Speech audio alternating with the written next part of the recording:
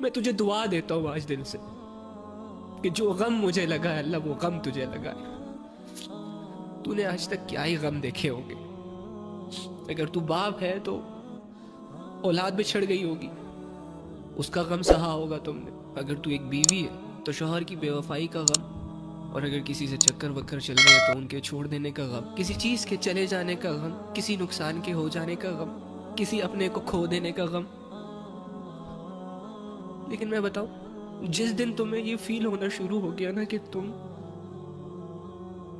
अपने गुनाहों से, अपनी नाफरमानियों से अल्लाह को खो रहे हो, जिस दिन तुम्हें अपनी जिंदगी से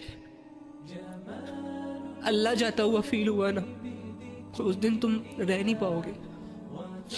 ये गम तुम नहीं बर्दाश्त कर पाओगे, और फिर इस गम को दूर करने की शिकायत तुम अपने रब से करोगे। मुझे बहुत हैरत होती है आज अल्लाह के सामने लोगों को गिड़गिड़ाते हुए, रोते हुए, अपनी जिंदगियां खोखली करके मांगते हुए, कि लोग मांग रहे होते हैं अल्लाह से, शिद्दत से मांग रहे होते हैं, शिद्दत से दुआएं कर रहे होते हैं। किसी को रिश्ते चाहिए होते हैं, किसी को दौलत चाहिए होती है, किसी को इज्जत चाहिए होती है, किसी को कोई बंदा चाहिए होता है।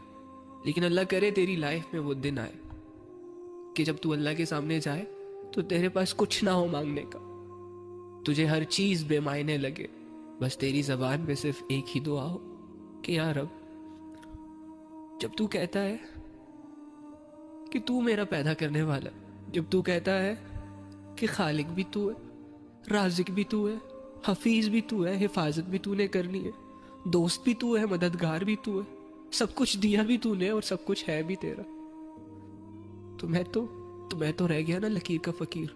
और तू ये कहते हुए ये ख्वाहिश करे, ये हामी भरे कि अल्लाह अगर ये सब कुछ तेरा है, मैं भी तो तेरा हूं, मुझे भी इस लायक बना दे कि मैं ये फील कर सकूं। या तो बहुत मुश्किल से बात कर रहा हूं, इसलिए इस टॉपिक को नहीं छेड़ा करो यार प्लीज। मुझे मेरा माजी याद आता है और फिर बहुत मुश्किल हो जाता है मेरे लिए सब कुछ भुलाना। तो अल्लाह अगर ये सब कुछ तेरा है तो मुझे भी इस काबिल बना दे कि मैं खुद से ये कह सकूं कि तू भी अल्लाह का है।